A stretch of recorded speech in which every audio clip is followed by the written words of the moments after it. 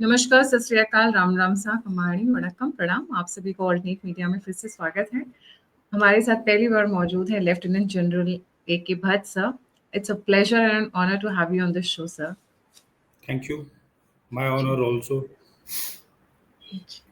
Sir, Lieutenant General A.K. Bhatt, sir, was Military Secretary of the Indian Army. He was the 47th Commander of the 15th Corps of the Indian Army. He was DG Operatives during the Doklam crisis, and he has had the honor, I would say, of hitting the maximum number of terrorists. I mean, neutralizing the maximum number of terrorists. Sir has been awarded with Uttam Yudh Seva Medal 2019, Ati Vishisht Seva Medal 2015, and Vishisht Seva Medal. Sir currently is Director General of the Indian Space Association, which was inaugurated in October 2021. Sir, Doklam crisis से मैं शुरू करूंगी। मतलब Doklam crisis में क्या हुआ था और आपने 259 मिलिटेंट्स को न्यूट्रलाइज किया था। That is the story in itself. जी sir. So, firstly, like you asked about Doklam crisis, as you are aware, in 2017, there is an area in Sikkim called the Dokala. Dokala is a Dokala Pass, or it is also called the Doklang or the Doklam Plain. Sikkim का एक इलाका है यहाँ पर एक प्लेटो है जिसका नाम है डोकलम, और ये प्लेटो भारतीय, भूटान और चाइना के बॉर्डर में है। तो यहाँ पर डोकाला के पास पे गर्मियों के समय चाइनीज अपनी फोर्सेस और साथ में अपनी रोड बिल्डिंग की टीम को लेकर आ गए थे, और वो एक रास्ता बनाना चाहते थे जामफेरी रिज तक। और वो जामफेरी की पहाड़ी की ऊंचाई तक अगर वो रोड बना देते, जो कि 1.5-2 किलोमीटर की रोड थी, तो वो तब सिलीगुड़ी कॉरिडोर, जिसको चिकन स्नैक भी कहा जाता है, उस पे उनकी डायरेक्ट नज़र होती और डोमिनेशन होता। तो जब वो उन गर्मियों में वहाँ पर पहुँचे और हमको लगा कि उनका इंटेंट अगले कुछ घंटों में इस रोड को शुरू करने का है, तो हमने अपने आदमी पार भेजकर उनको रोका, और वो स्टैंड ऑफ, यानी कि भारतीय और चाइना के ट्रुप्स के बीच में स्टैंड ऑफ तकरीबन 74 दिन चला, और 74 दिन तक हमने चाइनीज ट्रुप्स को आगे मूव नहीं करने दिया। तो ये इसको डोकलम स्टैंड ऑफ या डोकलम क्राइसिस इसलिए कहते हैं, पहली बार इंडिया अपनी बाउंड्री से आगे बाहर भूटान की बाउंड्री में जाकर चाइना को रोका था, और एक अग्रेसिव एक्शन हमने लिया। शुरू में चाइना ने हमको धमकाने की कोशिश की, थ्रेटन करने की कोशिश की, पर गवर्नमेंट की रिजॉल्व, जो कि प्राइम मिनिस्टर से शुरू हुई और इंडियन आर्मी में थी, हमने चाइना को आगे बढ़ने नहीं दिया। सर, आपके टेन्योर में सबसे ज्यादा मिलिटेंट्स को न्यूट्रलाइज किया गया था, जिसकी वजह से आपको अति विशिष्ट सेवा मेडल दिया गया था। सर, जब इनको न्यूट्रलाइज करते हैं, how do they react? I mean, I just want to know the last moments of these peoples, because all their life they are brain washed, but how do they react at the last moment? आखिरी moment में ये लोग कैसे behave करते हैं? देखिए, अलग अलग है, पर आधे समय तो इनको पता ही नहीं लगता, क्योंकि फायर फाइट है।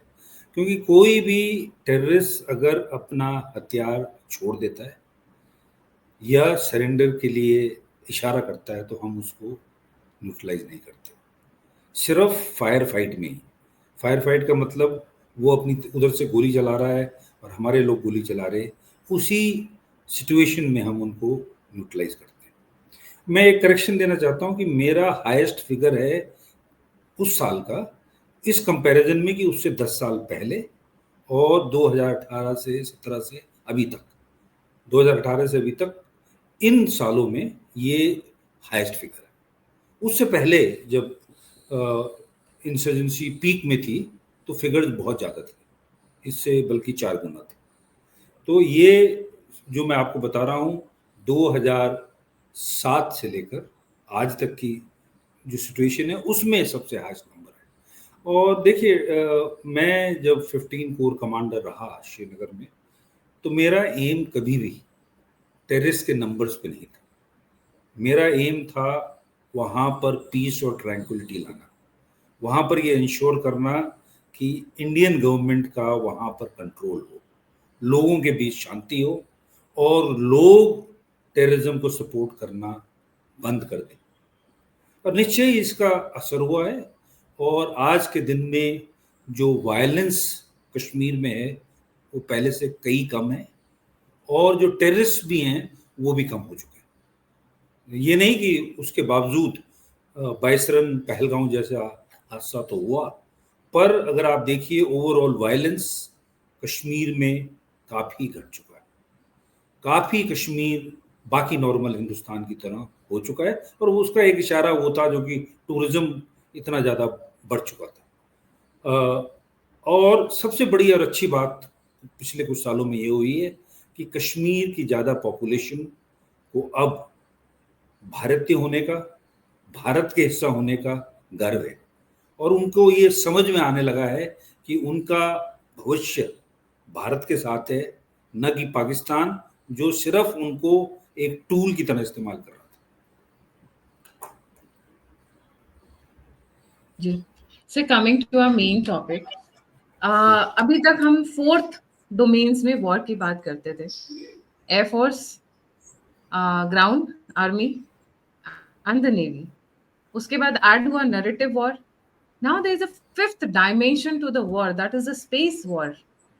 सो व्हाट आर स्पेस वॉर्स? क्या होते हैं ये? तो देखिए, ये कुछ सालों से कहा जा रहा है कि लैंड, एयर और सी के अलावा नई 2 डोमेन जुड़ गई हैं और वो हैं स्पेस और साइबर। अब स्पेस डोमेन का मतलब, इसका मतलब लैंड, एयर और सी में तो लड़ाई होती है, तो क्या स्पेस में लड़ाई होने लगी है? इसका जवाब आज के दिन के लिए तो नहीं। स्पेस में अभी लड़ाई शुरू नहीं हुई है, आगे होने का अंदेशा है। पर स्पेस में जो सैटेलाइट्स हैं और उनके माध्यम से तीनों लैंड, एयर और सी को बहुत चीज़ों में मदद मिलती है और सबसे बड़ी मदद मिलती है, आज दुनिया में ऐसी सैटेलाइट हैं कि दुनिया के हर हिस्से को आप अपनी सूक्ष्म सैटेलाइट के द्वारा देख सकते हैं। आप दुश्मन की हर एक्टिविटी को 24/7 मतलब हर समय देख सकते हैं। और नई सैटेलाइटों की ये भी क्षमता है कि वो दिन में ही नहीं, दिन में, रात में, बादलों के बीच से देख सकते हैं। और वो आपने देखा होगा कि अभी सिंदूर में, ये ईरान की लड़ाई में, ये यूक्रेन की लड़ाई में जो फोटोग्राफ्स आती हैं, तो पूरी दुश्मन के ये दोनों साइड के टैंक्स कहाँ पर हैं, दोनों साइड की गन्स कहाँ पर हैं, आसानी से सैटेलाइट से देखी जा सकती है। तो इस आईएसआर ने पूरा लड़ाई करने के तरीके को ही बदली कर दिया। आईएसआर का मतलब होता है इंटेलिजेंस, सर्विलेंस एंड रेकी। ये सेना में टर्म इस्तेमाल होती है, पर इसका मतलब बेसिकली ये है कि आपकी पार दुश्मन की कार्रवाइयों को, दुश्मन के गोला बारूद को, दुश्मन के टैंक्स को देखने की क्षमता। अब एक तो ये क्षमता है। दूसरी क्षमता जो बढ़ चुकी है वो है पीएनटी, जिसको कहते हैं पोजीशन, नेविगेशन और टाइमिंग। पर सिंपल टर्म्स में नेविगेशन करने की मदद।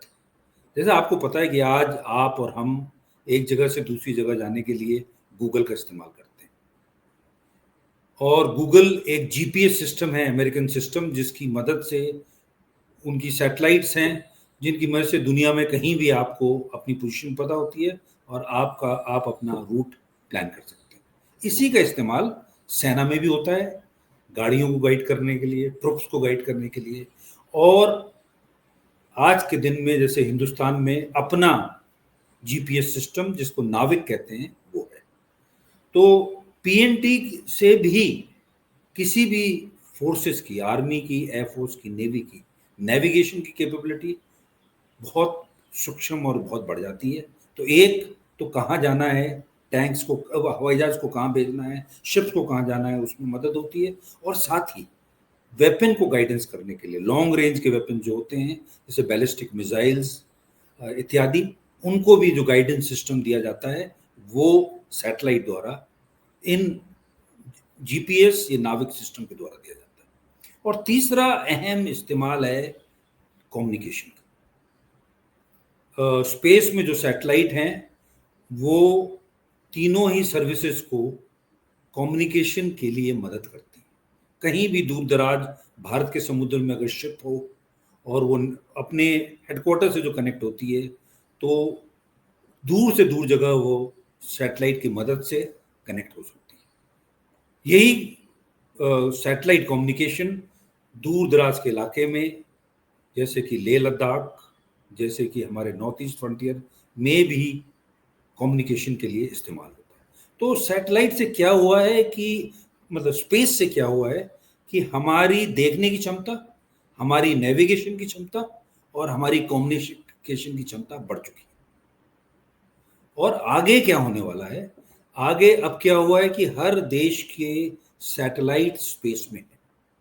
और खैर सबसे लीड उसमें अमेरिका है, उसके बाद में चाइना है, और उसके बाद ईसा मतलब यूरोपियन स्पेस एजेंसी है, और हमारी भी क्षमता है ना। अब इतनी सैटेलाइट स्पेस में होने के कारण एक तो हर एक देश को ये जरूरी हो गया है कि अपनी सैटेलाइट्स को बचाए, उनको दुश्मन के इंटरफियरेंस या डिस्ट्रक्शन से बचाए, और साथ ही उसे ये पता हो कि दुश्मन की सैटेलाइट कहाँ पर है।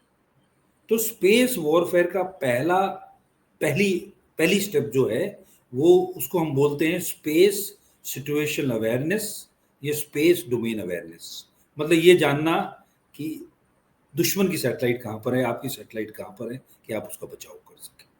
आगे अब क्या होने लगा है कि अब देश ये क्षमता बनाने लगे हैं कि दुश्मन की सैटेलाइट को डिस्ट्रॉय कर सके, और उसके लिए काइनेटिक वेपन, जिसे कहते हैं कि direct ascent anti satellite weapon, DASAT बोलते हैं, जो कि ये कि आपके एक मिसाइल ऊपर को जाएगी और दुश्मन की सैटेलाइट को डिस्ट्रॉय कर पाएगी। ये क्षमता आज के दिन में सिर्फ अमेरिका, चाइना, रशिया और इंडिया ने भी इसका ट्रायल किया, पर हमने अभी तक डिक्लेयर्ड हमारे पास एसेट वेपन नहीं है, पर हमारे पास ये क्षमता है।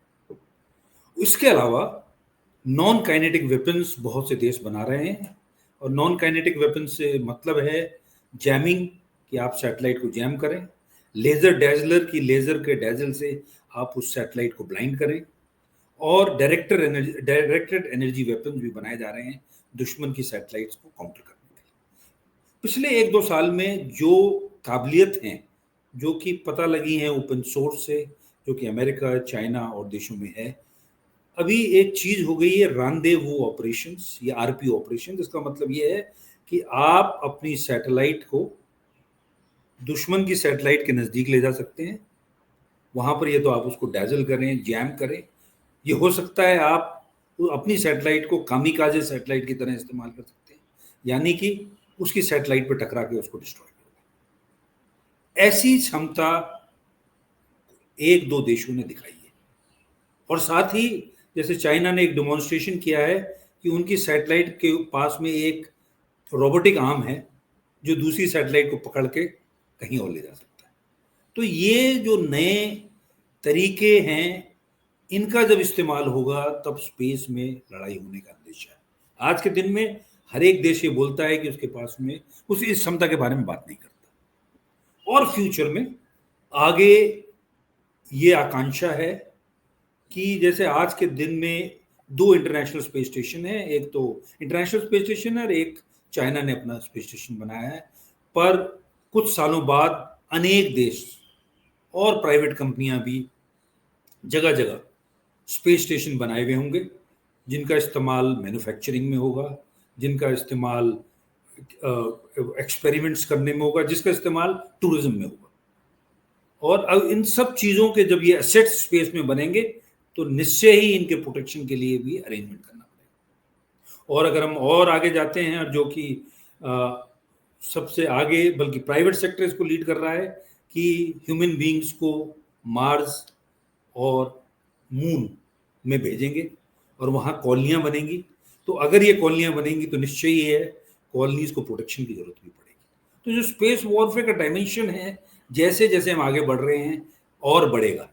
पर आज के दिन में क्या है, आज के दिन में जैसे मैंने पहले बताया, एक तो एयर, लैंड और सी को की काबिलियत को बढ़ाने के लिए, जैसे जो कि कम्युनिकेशन, पीएनटी और आईएसआर है, साथ में स्पेस सिचुएशनल अवेयरनेस है। यहाँ तक हम अभी पहुंचे हैं, और इससे आगे जो है, आगे जो स्पेस वॉरफेयर है, स्पेस में जो कन्फ्रंटेशन हो सकता है, उसकी लाइकलीहुड। सर स्पेस वॉर शुरू कहाँ से हुआ? There must be some history to it. मैंने सुना है वर्ल्ड देखिए, वॉर वन होने शुरू हो गए थे। हाँ, तो मैं वहां से शुरू करूंगा कि ह्यूमन बीइंग्स को स्पेस से, ब्रह्मांड से हमेशा ही अट्रैक्शन रहा। हमारे भी पुराने उनमें आर्यभट्ट जो हुए हैं, पुराने वो हैं, स्पेस का कैलकुलेशन कि स्पेस में अलग अलग ग्रह कैसे मूव करते हैं, उनकी क्या क्या एक्टिविटी होती है, पूरा जो ब्रह्मांड है वो कैसा है, इसके बारे में और दुनिया में बातें होती रही हैं। पर एक्चुअल फिजिकल आदमी ने पहली बार अपनी काबिलियत को स्पेस में जो भेजा, वो वर्ल्ड वॉर 2 के अंत में था। और उस समय क्या हुआ कि जब वर्ल्ड वॉर 2 तकरीबन खत्म हो रही थी, तो बैलिस्टिक मिसाइल्स बनी, ऐसे रॉकेट बने जो स्पेस में जाते थे और उसके बाद में दुश्मन के इलाके को अटैक करते थे, और ये बनाए गए जर्मनी ने। जर्मनी ने एक रॉकेट बनाया जिसका नाम था V2 रॉकेट, और इसका नाम भी बड़ा इंटरेस्टिंग है। V2 का मतलब है वेंजेंस 2, यानी कि बदला लेना नंबर 2। उसको बनाने वाले जिनकी आप फोटो दिखा रहे हैं, ये वर्नर वॉन ब्रॉन थे। कहते हैं कि अगर ये V2 रॉकेट सही समय पे बनता तो शायद जर्मनी और की जो लड़ाई थी उसका रिजल्ट कुछ और हो सकता था। खैर, वो तो अलग बात है। पर जब लड़ाई खत्म होने लगी, तो उस समय अमेरिका को लगा कि ये टेक्नोलॉजी फ्यूचर के लिए बहुत इंपॉर्टेंट है।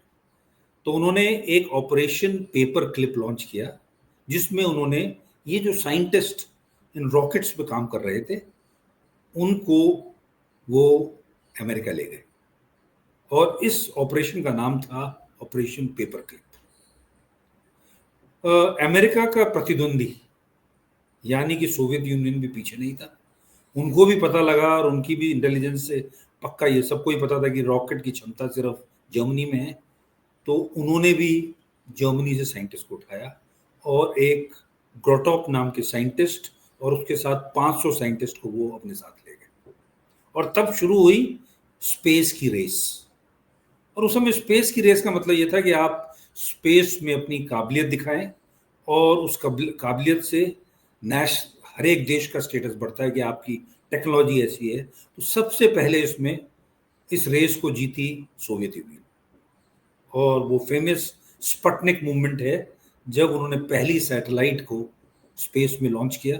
अमेरिका उस समय तक नहीं कर पाई थी, और उस समय की कहानियां और उस समय के न्यूज़पेपर, उस समय की खबर अगर आप पढ़ें, तो स्पटनिक जब पूरी दुनिया का चक्कर लगाता था, तो सोवियत यूनियन डिक्लेयर करता था कि अभी भाई लॉस एंजलिस के ऊपर देख रहा है, अभी वॉशिंगटन के ऊपर देख रहा है। ये एक वो साइकोलॉजिकल बैटल खेलते थे कि अरे हम तो पहुंच गए यार, हम पूरी दुनिया को देख सकते हैं। उस समय एकदम ही जैसे ये लॉन्च हुआ, तो अमेरिकन साइंटिस्ट और ये वर्नर वॉन ब्रॉन और काफ़ी और साइंटिस्ट थे, उनको बोला गया जल्दी से जल्दी सैटेलाइट लॉन्च कीजिए। पर उनके पहले 2 रॉकेट फेल हो गए, पर कुछ समय लगने के बाद ही वो भी सक्सेसफुली मर्क्यूरी रॉकेट वगैरह को लॉन्च कर पाए थे। ये कंपटीशन चलता रहा। पहला आदमी भी स्पेस में सोवियत यूनियन ने ही भेजा, यूरी गागरिन। उस समय जब ये हुआ, तो अमेरिका के नए प्रेसिडेंट कैनेडी ने ये डायरेक्शन दिए कि कुछ भी हो, हमको 1970 तक, इस दशक के आखिर तक चांद में पहुंचना है। और चांद की पहुंचने की लड़ाई में अमेरिकन साइंटिस्ट ने 1 साल पहले जून 1969 में आदमी को स्पेस में पहुंचा दिया। तो एक बहुत इंटरेस्टिंग है कि वर्नर वॉन ब्रॉन को medal of honour, highest American medal उसी साल मिला, जबकि फर्स्ट ह्यूमन बीइंग चांद पे पहुंचा। तो ये कंपटीशन चलता रहा। उसके बाद में स्पेस शटल्स बनी। स्पेस शटल के कुछ एक्सीडेंट भी हुए, जैसे आपको पता है चैलेंजर और उसके, पर थोड़ा सा स्पेस से इंटरेस्ट कम हो गया। पर नया इंटरेस्ट शुरू हुआ जब अमेरिका ने ओपन स्पेस पॉलिसी डिक्लेयर की 90s में।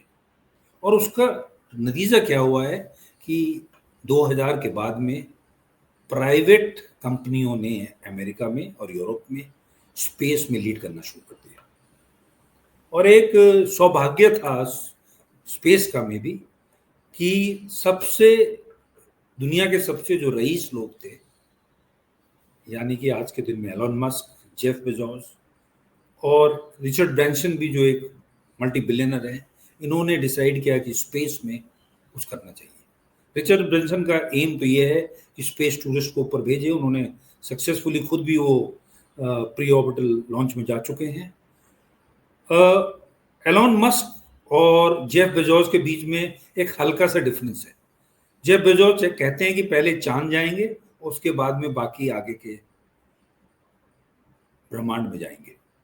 और एलन मस्क बोलते हैं कि नहीं, हमको मार्स में जाने की प्लानिंग करनी।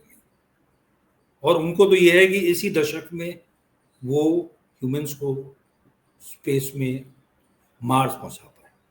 पर इससे क्या हुआ है कि टेक्नोलॉजी डिसरप्शन हुए हैं। और सबसे बड़ा टेक्नोलॉजी डिसरप्शन क्या हुआ है कि आज के दिन में रीयूजेबल रॉकेट इस्तेमाल हो गए। पहले जो रॉकेट इस्तेमाल होता था वो एक बार उड़ के और वो एक ही बार के लिए इस्तेमाल होता था। पर ये technology SpaceX, Elon Musk की कंपनी ने बिल्कुल डेवलप करके और उसको बहुत बढ़िया बना दिया है।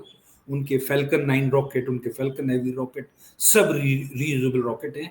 कुछ पोर्शन उनका वापस आकर लैंड करता है और दोबारा इस्तेमाल होता है। बल्कि उनका एक रॉकेट तो उन्होंने 45 से 50 बार इस्तेमाल किया है। इससे क्या हुआ है, स्पेस में किसी भी चीज को भेजने की कॉस्ट सिग्निफिकेंटली रिड्यूस हो गई। और दूसरा डिसरप्शन क्या हुआ है, जो कि और चीजों से भी हुआ है, कि पहली सैटेलाइट इस कमरे 2 कमरों के बराबर, ये एक बहुत बड़े ट्रक से भी दुगना होती थी। आज की सैटेलाइट एक टेबल में रखने वाले एक टेबल टॉप के बराबर हुई। ये मिनिएचराइजेशन हुआ है। और तीसरी जो एक टेक्नोलॉजी डिसरप्शन हुआ है कि पहले जैसे स्पेस कम्युनिकेशन के लिए सारी सैटेलाइट जियो ऑर्बिट में होती थी। अब जियो ऑर्बिट में आपको समझाऊंगा कि ये ऑर्बिट है 36,000 किलोमीटर दूर जमीन से। ये ऐसी जगह पर है कि जहां पर जब सैटेलाइट मूव करती है तो वो अर्थ के वनस्पत एक ही स्पीड में मूव करती है। तो एक सैटेलाइट पूरे टाइम अर्थ के एक हिस्से को देखती है। और ऐसी 3 सैटेलाइट से आप पूरी दुनिया को देखते हैं। तो इस ऑर्बिट में, जिसे जियो सिंक्रोनस ऑर्बिट कहते हैं, इसमें हर एक देश की कोशिश होती है कि अपनी सैटेलाइट को डाले, खासकर कम्युनिकेशन की सैटेलाइट। क्योंकि फायदा यह है कि आपका एक टावर है, आप समझ लीजिए एक जगह है जहां से आप कम्युनिकेट अपने ग्राउंड से कर सकते हैं। पर इसका सैटेलाइट कम्युनिकेशन का एक नुकसान था, और वो नुकसान ये था कि समय लगता था रेडियो सिग्नल को ऊपर जाना नीचे जाने का। अभी तक समय लगता है, ये इस्तेमाल हो रही है। तो जो डिसरप्शन ऑफ टेक्नोलॉजी का आया है, कम्युनिकेशन की सैटेलाइट लो अर्थ ऑर्बिट में आ गई है। और लो अर्थ ऑर्बिट 200 से 2000 किलोमीटर की दूरी में जमीन से। तो इससे एक बहुत बड़ा फायदा हो गया है कि जो लेटेंसी थी, यानी कि जो समय लगता था सिग्नल को जाने का और वापस आने का, वो लेटेंसी बहुत कम हो गई। तो अब आज के दिन में जो लो अर्थ ऑर्बिट में सैटेलाइट है, और जिसमें सबसे आगे स्पेस एक्स है, स्टारलिंक है। स्टारलिंक की 6,000 सैटेलाइट्स पूरी दुनिया में घूम रही हैं और आपको किसी भी समय कम्युनिकेशन प्रोवाइड कर सकती है। ऐसी ही क्षमता एक और कंपनी जिसका कनेक्शन इंडिया से है, उसका नाम है यूटिलसैट वनवेब। उसकी 640 सैटेलाइट भी पूरे लो अर्थ ऑर्बिट में घूम रही है और दुनिया में जगह जगह कम्युनिकेशन प्रोवाइड कर रही है। दोनों ही स्टारलिंक और वनवेब इंडिया में कुछ दिनों बाद कमर्शियल सर्विसेज देने वाली है।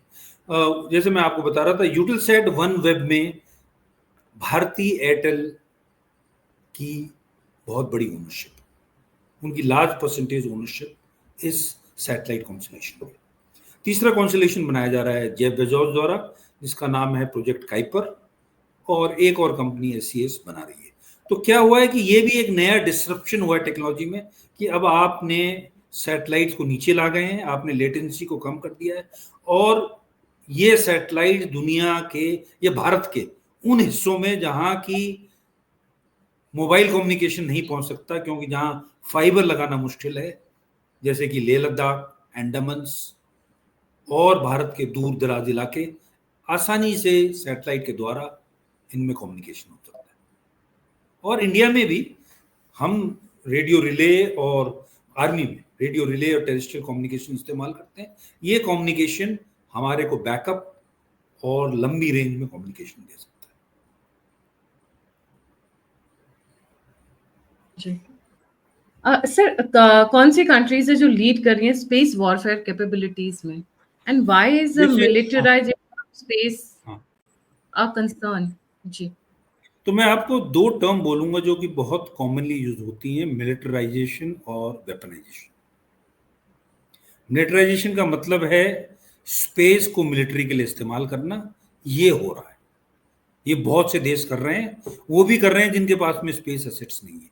मिलिटराइजेशन का मतलब है कि आप स्पेस के सैटेलाइट्स को कम्युनिकेशन के लिए, मिलिट्री कम्युनिकेशन के लिए यूज करें, आप स्पेस की सैटेलाइट्स को ISR के लिए इस्तेमाल करें, या आप उनको PNT के लिए इस्तेमाल करें। ये तो हो गया मिलिटराइजेशन, ये ऐसे से स्पेस डोमेन अवेयरनेस के लिए यूज करें। पर जो दूसरा शब्द है वो है स्पेस वेपनाइजेशन। और वेपनाइजेशन का मतलब है जब आप सैटेलाइट्स पर अपने वेपन्स को रखें, ये ऐसी चीज रखें कि जो वेपन की तरह इस्तेमाल हो, काइनेटिक या नॉन काइनेटिक।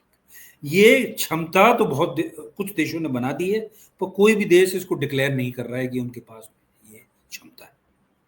पर लॉजिकली USA और चाइना के पास तो डेफिनेटली ये कैपेबिलिटी आज के दिन में डेवलप हो चुकी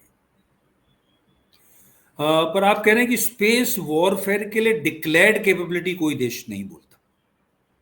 हालांकि कुछ देश हैं जिन्होंने स्पेस फोर्स बना दी है। सबसे पहले लीड है कि एक independent force, space force America ने बनाई है। उसके अलावा चाइना के पास में है, उनका पहले साइबर और स्पेस एक साथ था, अब उन्होंने उन दोनों को अलग अलग करके स्पेस कैपेबिलिटी के लिए एक अलग वो बनाया है। फ्रांस के पास भी है, और हमने डिफेंस स्पेस एजेंसी नाम की एक ऑर्गेनाइजेशन 2018-19 में बनाई है, जो कि बाद में बढ़कर स्पेस कमांड बनेगी, और जो कि भारत के स्पेस एसेट्स को और भारत की मिलिट्री स्पेस रिक्वायरमेंट्स को देखती है।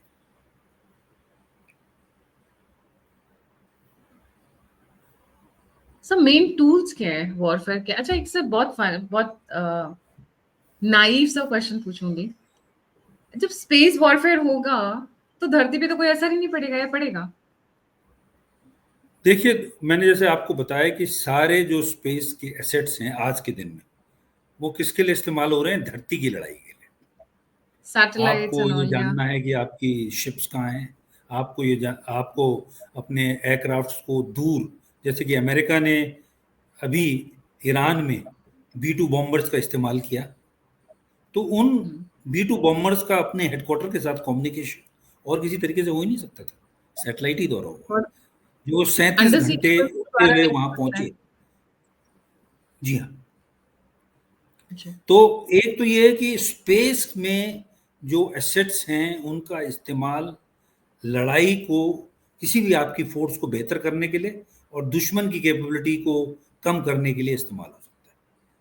और दूसरा तो जो मैंने बताया कि स्पेस में लड़ाई, उसमें अभी थोड़ा समय है, क्योंकि उसके लिए अभी लोगों के एसेट्स तो हैं, पर अभी ना ह्यूमन बींग्स ने बहुत ज़्यादा क्षमता, नंबर्स में सिर्फ एक इंटरनेशनल स्पेस स्टेशन ही है, बहुत ज़्यादा नंबर्स में लोग जिसे कहते हैं सिस लूनर स्पेस में नहीं रह रहे हैं, ना ही चांद में हैं, ना ही अभी मार्स में गए। पर जब ये आगे होगा, क्योंकि आगे ये अंदेशा लगाया जाता है कि स्पेस में जो एस्ट्रॉइड्स हैं वो एक बहुत रिच सोर्स हैं मिनरल्स के, रेयर अर्थ के। साथ ही स्पेस में मैन्युफैक्चरिंग करना ज़्यादा आसान है। तीसरा, स्पेस स्पेस में कुछ समय बाद आपको ये क्षमता भी आ सकती है कि स्पेस से पावर, सोलर पावर को आप प्रोड्यूस कर कर अर्थ में बीम कर सकते हैं, और तब आपको फॉसिल फ्यूल्स को बर्न करने की जरूरत नहीं पड़ेगी। तो जब ये टेक्नोलॉजीज बढ़ेंगी, तब आपको अपना स्पेस में डोमेन प्रोटेक्ट करने के लिए और अपने एडवर्सरी को डिनाई करने के लिए काबिलियत और बढ़ानी पड़ेगी। Sir, where does India stand in space wars compared to other countries? देखिए, तो आज के दिन में मैंने कहा वेपन तो एक ही है जिसकी कैपेबिलिटी इंडिया ने भी डेवलप कर दी है, जो है एंटी सैटेलाइट वेपन। उसके अलावा मुझे निश्चय ही विश्वास है कि और नॉन काइनेटिक मीन्स में भी इंडिया में डीआरडीओ रिसर्च कर रहा है और वेपन सिस्टम बना रहा होगा। पर इसका डिक्लेयर्ड किसी भी देश ने ये नहीं बोला है कि हमारे पास स्पेस वॉरफेयर के ये हथियार है। तो सब अंदाजे ही हैं, और अंदाजे में निश्चय ही आज के दिन में अमेरिका लीड कर रहा है, चाइना नंबर 2 है, और कुछ क्षमताएं शायद रशिया के पास भी होंगी। सर, डीआरडीओ भारतीय अंतरिक्ष स्पेस स्टेशन भी तो बनाने की तैयारी में है। आई थिंक दिस इज नहीं, द ईयर डीआरडीओ 2000। नहीं, डीआरडीओ नहीं, इसरो। इसरो, हाँ, स्पेस इसरो, स्टेशन इसरो, या हाँ, लूनर गेटवे। इसरो, हाँ, इसरो का ये कंपैरिजन में प्लान, इसरो को हमारे सरकार ने, हमारे प्रधानमंत्री ने 2040 तक का प्लान दिया है, और उस प्लान के अनुसार पहले ह्यूमन बीइंग को, मतलब क्रूड मिशन गगनयान के द्वारा इंडियंस को स्पेस में भेजा जाएगा। ये अगले 2 साल में होने वाला है। इसके बाद में प्लान है कि 2028 से 2035 तक भारतीय अंतरिक्ष स्टेशन बनाया जाए, और उसके बाद 2040 में पहले ह्यूमन बीइंग को स्पेस में भेजा जाए। ये इसरो का प्लान है, और सारी साइंटिफिक कैपेबिलिटीज, सारे एक्सपेरिमेंट्स ठीक से चलते रहें तो मुझे पूरा विश्वास है कि ये प्रोग्राम प्लान के हिसाब से चलेगा। सर, हम इसमें प्राइवेट कंपनीज को इन्वॉल्व कर रहे हैं? अगर है तो कौन सी कंपनीज हैं जो इसमें हाँ, आगे आकर देखिए, काम कर रही ये एक बहुत ही हिस्टोरिक और महत्वपूर्ण डिसीजन भारत सरकार ने 2020 में लिया, जब उन्होंने ये अनाउंसमेंट की कि अब प्राइवेट स्पेस, यानी कि प्राइवेट स्पेस कंपनियां और स्टार्टअप स्पेस में काम कर सकती हैं। और तभी मेरी ऑर्गेनाइजेशन इंडियन स्पेस एसोसिएशन भी बनाई गई। एक और ऑर्गेनाइजेशन है इन स्पेस, जिसका काम, सरकारी ऑर्गेनाइजेशन है जिसका काम स्पेस को प्रमोट और रेगुलेट करना है। वो एक डॉक्टर गोयनका के अंडर अहमदाबाद में बनाई गई, और साथ ही स्पेस की नई पॉलिसी भारत में इशू हुई। और ये एक बहुत ही फॉरवर्ड लुकिंग पॉलिसी है, क्योंकि ये कहती है कि प्राइवेट कंपनियां, उनका नाम उनके हिसाब से है नॉन गवर्नमेंट एंटिटीज को स्पेस में, कम्युनिकेशन में, नेविगेशन में, आईएसआर में, एस्ट्रॉयड माइनिंग और मून कॉलोनी बनाने में, सब करने के लिए परमिशन है, अगर उनके अंदर क्षमता है। इसके फलस्वरूप क्या हुआ है? एस्ट्रॉयड माइनिंग क्या होता है सर? देखिए, एस्ट्रॉइड्स जो होते हैं वो प्लैनेट्स तो एक बड़े होते हैं और एक जो स्पेस में मूव करते हैं। एस्ट्रॉइड जो होते हैं एक छोटे छोटे, बेल्ट में है, जुपिटर और मार्स के बीच में जो बेल्ट जगह होता है जगह वो का। स्पेस में घूम रहे हैं, पर वो क्या है, प्लैनेट ही की तरह है पर छोटे हैं। उनमें अलग अलग किस्म के धातु हैं, अलग अलग किस्म के मटेरियल जो हो सकता है, किसी में प्लेटिनम हो, किसी में गोल्ड हो, किसी में आयरन और हो।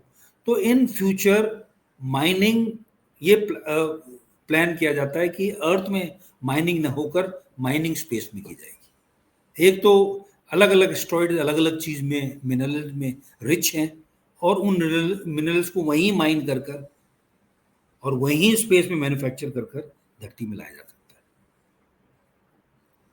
Sounds like जैसे Elon Musk says कि first colony will be on Mars. Sounds something like that.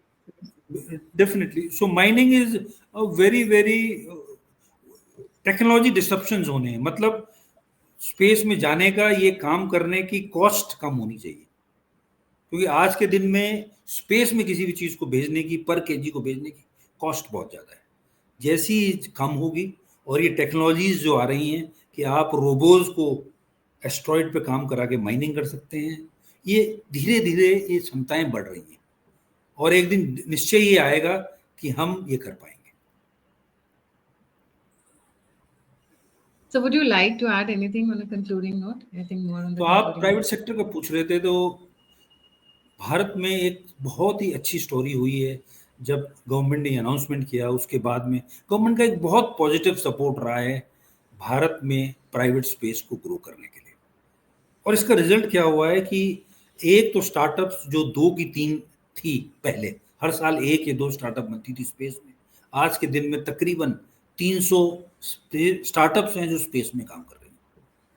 Number 2, पिछले सिर्फ 3 से 4 साल में इन कंपनियों ने अपनी क्षमता को दिखाया है। 2 कंपनियां हैं जिन्होंने प्री ऑर्बिटल लॉन्च रॉकेट के कर दिए। एक कंपनी चेन्नई में है अग्निकूल, दूसरी कंपनी स्काई रूट हैदराबाद में है। इन्होंने अपने प्री ऑर्बिटल लॉन्च कर लिए हैं और कुछ समय बाद ऑर्बिटल लॉन्च करेंगे। प्री ऑर्बिटल मतलब 100 किलोमीटर से नीचे, और आगे इनका लॉन्च 100 किलोमीटर से ऊपर होगा। और एक बार ये अपनी वो क्षमता दिखा देंगे, जो कि मुझे पूरा विश्वास है ये पूरी वर्ल्ड को ये सैटेलाइट लॉन्च करने की कैपेबिलिटी प्रोवाइड कर सकते हैं। उसके अलावा 5 इंडिया में कंपनियां हैं जिन्होंने अपनी सैटेलाइट बना के, पहले सारी सैटेलाइट इसरो बनाता था, अब ये 5 कंपनियां हैं जिन्होंने सैटेलाइट्स बनाकर लॉन्च कर दी हैं। 5 इन्होंने अलग अलग जगह से लॉन्च की है, पर 5 कंपनियों के पास में आज के दिन में ये क्षमता है। बहुत सी प्राइवेट कंपनीज हैं जो स्पेस एप्लीकेशन के इस्तेमाल के लिए काम कर रही हैं। और इसी साल सरकार ने जो भारतीय आर्म्ड फोर्सेस के लिए 52 सैटेलाइट बन रही हैं, उनमें से 31 सैटेलाइट को प्राइवेट सेक्टर में बनाने का निश्चय किया है, और प्राइवेट सेक्टर की कंपनियों को ये ऑर्डर मिल चुके हैं। और शीघ्र ही कुछ सालों के बाद में प्राइवेट सेक्टर की बनाई हुई कंपनियां ISR की फैसिलिटी इंडियन आर्म्ड फोर्सेस को प्रोवाइड करेंगी। तो एक बहुत अच्छी चीज जो हो रही है कि प्राइवेट सेक्टर अब स्पेस में आगे बढ़ने के लिए बहुत अहम काम कर रहा है। और जैसे इसरो के पुराने चेयरमैन कहते थे कि बहुत समय तक जो भी भारत में स्पेस में हुआ है उसको इसरो ने लीड किया है, पर अब समय आ गया है कि इंडियन स्पेस एंटरप्राइज, जिसमें कि प्राइवेट सेक्टर भी है, स्टार्टअप्स भी हैं, इसरो खैर लीड करता ही है, एकेडमिया भी है, और साथ में NSIL और इनस्पेस है। ये पूरी स्पेस एंटरप्राइज भारत के स्पेस को आगे ले जाएगी। और एक और बहुत अहम एम इसका यह है कि हमारा आज के दिन में हम दुनिया के 5 से 7 स्पेस फेयरिंग नेशंस में से एक हैं। हम उस हाई टेबल पे हैं, पर हमारा स्पेस इकोनॉमी में सिर्फ 2.3% हिस्सा है। देश का हमारा एम ये है कि ये हिस्सा बढ़कर 2030 तक कम से कम 10% पहुंचे और आगे और ज्यादा बढ़े। Yes. We are moving in very different times, sir. Space wars, technology, weapons, artificial intelligence, robotics, as if the world is getting more and more technologized, जो भी word है, मतलब पूरा पूरा हम सिर्फ उसी डोमेन में बढ़ रहे हैं, less of physical labor, less of physical work and things like that. And let's see हम मार्स तक पहुंचेंगे या नहीं, बट धरती को बहुत अच्छा बना के रखना ये जरूरी है अभी। बट यस, निश्चय ही थैंक यू धरती को तो अच्छा बनाना है ही, पर हम जी। निश्चय ही आगे मार्स और भूमंडल में, ब्रह्मांड में और आगे भी जाएंगे। बिल्कुल। Space wars. Thank you so much sir, that was a very interesting topic that we discussed today. और जाने से पहले सभी व्यूअर्स से रिक्वेस्ट है, प्लीज लाइक, सब्सक्राइब और शेयर करना ना भूलें। अगर आप कंट्रीब्यूट करना चाहते हैं, यूपीआई नंबर स्क्रीन कर रहे हैं। अगर आप फीडबैक देना चाहते हैं, मुझसे जुड़ना चाहते हैं, इन्फॉर्मेशन शेयर करना चाहते हैं, भट्ट सर से कोई टॉपिक रिक्वेस्ट करना चाहते हैं, तो सभी के सभी लिंक्स डिस्क्रिप्शन बॉक्स में। इसी के साथ जय हिंद, जय श्री राम, हर हर महादेव।